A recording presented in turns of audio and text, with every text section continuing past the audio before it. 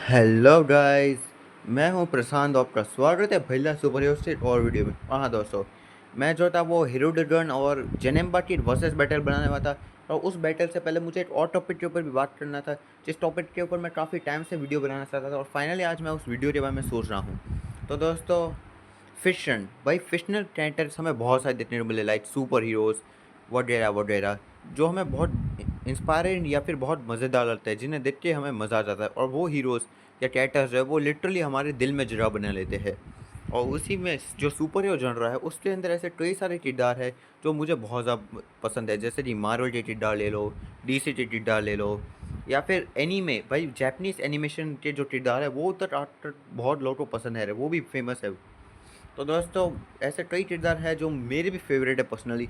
तो आज की इस वीडियो में मैं टॉप 5 मेरे पर्सनल फेवरेट किरदारों के बारे में मैं बताने वाला हूँ। और हाँ, ये जो किरदार हो गए ये कॉमिक्स के हो गए या फिर मूवीज से या फिर एनीमे के हो गए, मार्वल डी से एक्सेट्रा। पर इसमें मैं किसी विलन को नहीं लेने वाला हूँ, क्योंकि उसके ऊपर शायद मैं कोई अलग लिस्ट बना दूँ, और ना कि मैं कोई फीमेल हीरो को भी लूँगा। मतलब फीमेल हीरोज बढ़िया, पर मेरा ज़्यादा ध्यान मेल के हिसाब होता है, फीमेल से ज़्यादा। छोड़ो, तो चलो शुरू करते हैं आज की वीडियो। नंबर 5, काकाशी हटाके। हाँ दोस्तों, हमारे नारुतो के कॉपी निंजा ककाशी हटाके। ककाशी बचपन से बहुत होशियार निंजा पैदा हुए थे। वो निंजा अपनी कम उम्र में बहुत ज़्यादा टैलेंटेड था, बट एक हादसे में उसका दोस्त ओबिटो चला जाता है और जाने से पहले वो अपनी शारिंगन आर्ट ककाशी को दे देता है, जिसे ककाशी डिफरेंट डिफरेंट जुत्सु की मूवमेंट्स को कॉपी करके सीख सकते थे। और जिसके कारण ककाशी जो है वो 1000 टेक्निक्स को कॉपी करता है और बन जाता है लीफ विलेज का कॉपी निंजा। और भाई, जब मैं पहली बार नारुतो को देख रहा था नया नया, तो भाई सबसे ज़्यादा मुझे ककाशी ही पसंद आया था। मतलब ककाशी जो है हमारी टीम 7 नारुतो, सास्के और साकुरो का टीचर देखने को मिला है। ककाशी वैसे तो बड़ा मस्त, शांत, आलसी टाइप का बंदा हमें दिखाया गया है, पर जब ये बंदा लड़ाई पे आता है तो इसका जो स्वैग, इसका जो ऑरा, इसकी जो बैटल टेक्निक है पूछो मत। इसकी कुछ चीज़ें जैसे कि इसकी शारिंगन आर्ट जो डिफरेंट मूव्स को कॉपी कर सकती है, या फिर इसकी चिदोरी लाइटनिंग ब्लेड, या फिर इसकी टेक्निक कामोई, दूसरों के अटैक को टेलीपोर्ट करने वाली टेक्निक, ये बहुत मज़ेदार है। इसमें नो डाउट भैया, नारुतो में मुझे ककाशी बहुत ही कूल किरदार लगता है शुरुआत से। तो चलो अब बात करते हैं नंबर 4 की। Number 4, Thor. हाँ दोस्तों, थॉर। जब मैं शुरुआत में मार्वल देखा करता था तो थॉर मुझे बाकी किरदार जितना पसंद नहीं था। पर जब मैं थोड़ा थोड़ा उसके अंदर तक गया, मैंने कुछ कॉमिक्स भी पढ़ी थी थॉर की लिटरली, और उन्हें देख के धीरे धीरे अब मेरा इंटरेस्ट थॉर पे गया। और नो डाउट थॉर अब मुझे बहुत पसंद है पहले के मुकाबले। थॉर की स्टोरी लाइन, जैसे कि थॉर जो है वो नॉर्स मिथोलॉजी के देवताओं के ऊपर बनाया गया है, जहाँ पे थॉर जो है वो ओडिन का बेटा है। थॉर जो है वो लिटरली गॉड ऑफ थंडर है, जिसके पास म्यूनल नाम का एक हथौड़ा है जो उसे उड़ने और बिजली की ताकत प्रदान करता है। और थॉर एक देवता होने के बावजूद भी वो पृथ्वी से प्यार करता है और पृथ्वी के इंसानों की रक्षा करने के लिए हमेशा खड़ा रहता है, जिसके अंदर हमें वो योद्धा टाइप की जो एनर्जी होती है वो देखने को मिली है। उसका वो इंसानों से जैसा तालमेल बैठता है, वो देखने में भी बड़ा मज़ा आता है। और थॉर का जो है उसके सबसे बड़े दुश्मन या उसके सबसे बड़े साथी सौतेले भाई लोकी के साथ उसकी डायनेमिक्स देखने में भी बहुत मज़ा आता है। और इसके अलावा हमें कॉमिक्स के अंदर थॉर का एक इंसानी रूप डॉक्टर डोनाल्ड ब्लेक को भी देखने को मिला है, जो थॉर को बहुत मज़ेदार भी बनाया जाता है।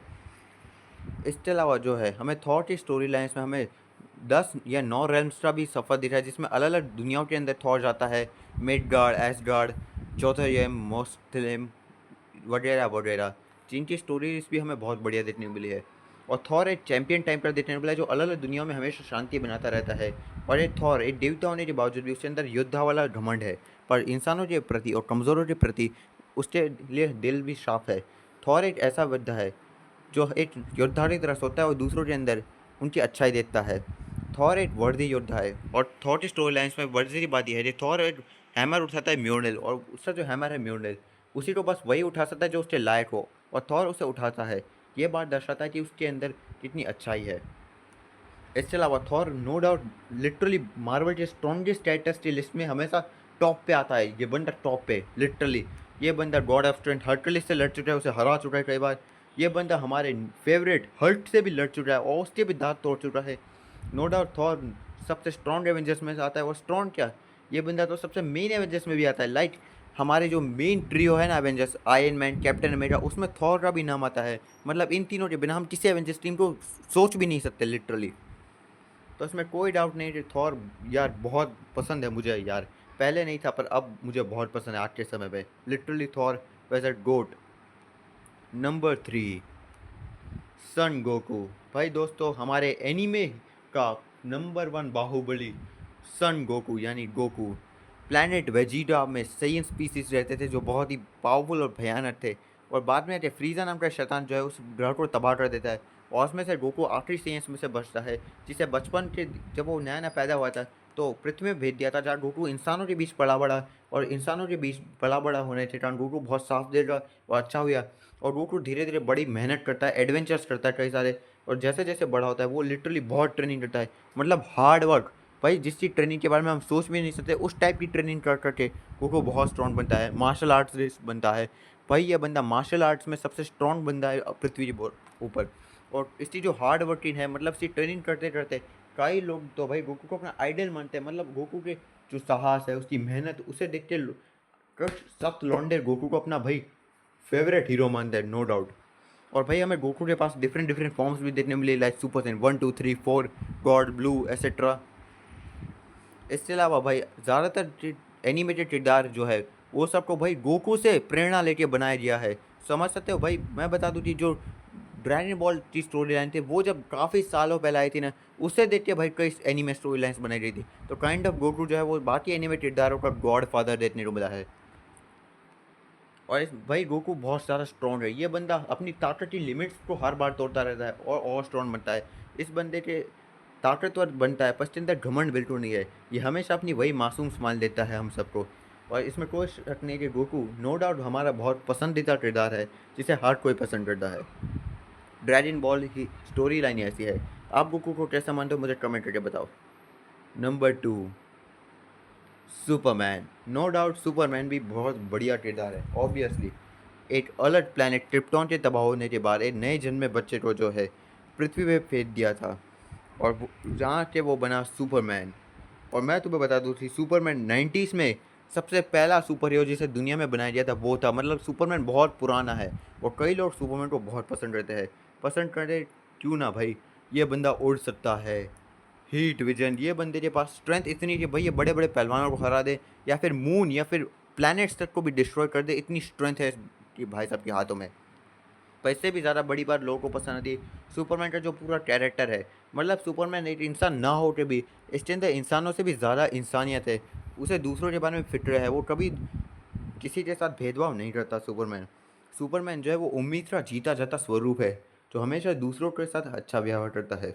बाकी सुपरमैन कई लड़ाइयों में तो वो अपने सामने वाले विरोधी को ज़्यादा चोट ना लगे, इसलिए अपनी ताकत को भी कंट्रोल करता है। और सुपरमैन को देख के सब उस पर भरोसा करते हैं। सुपरमैन पे हर कोई शख्स भरोसा करता है और उसे इज्जत देता है। और इसमें कोई शक नहीं है कि लोगों को सुपरमैन बहुत पसंद है।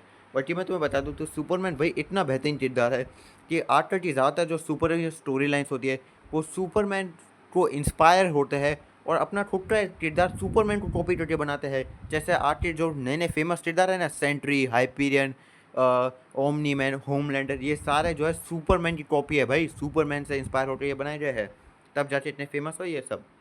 तो तुम समझ रहे हो अपना सुपरमैन कितना फेमस है रे। तो छोड़ो, सुपरमैन भी यार मुझे बहुत पसंद है ये बंदा, लिटरली बहुत। चलो अब नंबर 1 पे जाने से पहले कुछ ऐसे हॉनरेबल मेंशंस कर देता हूँ जो इस लिस्ट में आ नहीं पाए पर मुझे पसंद है, पर बाकी जितने नहीं। और कुछ एलिमेंट्स में वो पीछे रह गए थे, जैसे कि एरेन यगर या जैगर जो भी बोलो। तो एरेन जो है भाई उसकी स्टोरी लाइन भी हमें बहुत मज़े मिलती। जैसे एरेन जब वो इंसानियत की आवाज़ थी जो दूसरों की आज़ादी के खुद की ये विलन बन गया था। एस टाइप का आदमी है जिसने अपने दोस्तों के लिए दुनिया के सामने बुरा बन गया था। और पहले ये टाइटन्स का दुश्मन था पर फिर ये खुद टाइटन बन गया। और एरन की जो टाइटन फॉर्म्स है like attack Titan, war hammer Titan या फाउंड इन टाइटन, ये बहुत बढ़िया है। इसलिए नो डाउट मुझे एरन पसंद है पर टॉप 5 पे नहीं आ पाया। इसके अलावा इनक्रेडिबल हल्क, यार हल्क यानी कि जो ब्रूस बैन की स्टोरी लाइन है, कैसे ब्रूस बैन जो हमेशा दुनिया से भागता रहता है, उसकी हल्क लाइफ के कारण हल्क कितना स्ट्रॉन्ग देखने को मिला है भाई। और इससे भी ज़्यादा मुझे हल्क के अंदर उसकी जो मल्टीपल पर्सनैलिटीज है लाइक सैवेज हल्क, जो फिटसिट, प्रोफेसर या फिर डेविल हल्क, वो सब का जो डायनेमिक्स होता है ना माइंड के अंदर, वो देखने में और मज़ा आता है, जो ब्रूस बैन की साइकोलॉजी को और अच्छे से दिखाता है। इसके अलावा गोजो सातोरू, भाई जिसने भी चैनल देखी है वो जानता है गोजो सातोरू मुझे बहुत अच्छा लगता है। मतलब गोजो सातोरू को काशी से थोड़ा इंस्पायर होकर बनाया गया है। गोजो सातोरू भाई जन्म से ही बहुत स्ट्रॉन्ग है, ये बंदा बहुत स्मार्ट है, इससे जो स्टाइल, इसकी जो कॉमेडी, ये सब बहुत पसंद करते हैं। और सच बताओ तो गोजो सातोरू जुजुत्सु काइसेन का इतना फेमस किरदार है कि काफ़ी लोग जो है वो जुजुत्सु काइसेन को बस गोजो को देखने के लिए देखा करते थे, समझ जाओ। जुजुत्सु काइसेन आज जिस भी लेवल पे पहुंचा ना, उसमें सबसे ज़्यादा हाथ भाई गोजो का ही है। और गोजो भाई बहुत अच्छा बंदा है। ये बंदे की कई फैंस है, कई लोग इसे बहुत इंस्पायर हो गए थे, और कई लोग तो इसे जो पुराने किरदार हैं लाइक ककाशी, गोकू, इससे भी कंपेयर करने लग गए थे।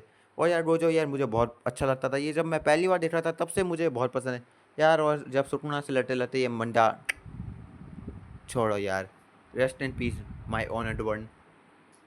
भाई केविन 11, भाई ये बंदा बेन 10 का शुरुआती दौरों में बस एक दुश्मन था, पर धीरे धीरे ये बेन का भाई जैसा दोस्त बन जाए लिटरली।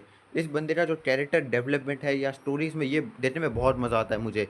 और इसकी जो पावर्स है लाइक ये एनर्जी, मैटर, और बेन के एलियन डीएनए को भी एब्जॉर्ब कर सकता है, ये देखने में भी मुझे बहुत पसंद है। तो मुझे केविन रिकाइंडो बहुत पसंद है। और हाँ, ऐसे और कई किरदार है like captain America, Spiderman, etcetera etcetera, Batman, वो सब अच्छे हैं, पर मुझे पर्सनली वो इस लेवल पे नहीं अच्छे लगते कि मैं उन्हें टॉप 5 में ले लूँ। तो अब चलो फाइनली आते हैं नंबर 1 पे। और नंबर 1 पे ट्विस्ट है दोस्तों, नंबर 1 पे 8 नहीं बल्कि दो दो किरदार है, क्योंकि मैं कंफ्यूज हो रहा था कि मैं उन दोनों में से किससे ऊपर रखूँ, तो सोचा क्यों ना चलो दोनों को ही साथ में ले लेता हूँ।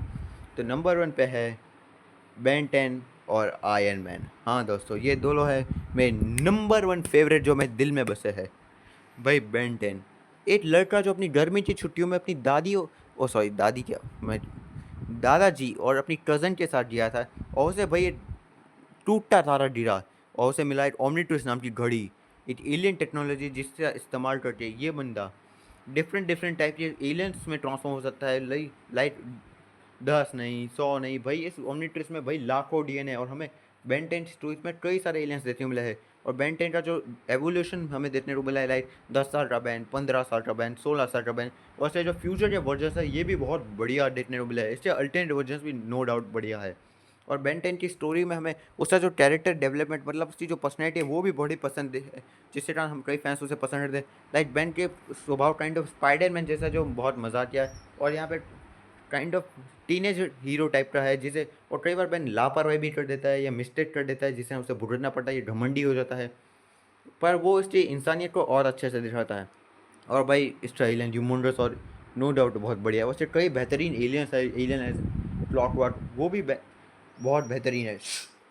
और इसके अलावा बेन जो है उसका जो कैरेक्टर डेवलपमेंट है वो हमें बहुत ज़्यादा देखने को मिला है। मतलब बेन ने कई बार हीरो वाली जिम्मेदारी निभाई थी कम उम्र के होने के बावजूद भी, और बड़ी बड़ी लड़ाइयों में अपनी फैमिली के लिए ये बंदा बड़ी बड़ी ताकतों को भी कुर्बान कर दे, ऐसी हिम्मत होना बहुत बड़ी बात है। और ये विलियस जैसे व्यक्ति का सामना करने से भी ये नहीं डरता, भले इसके पास ओमनीट्रिस हो या ना हो।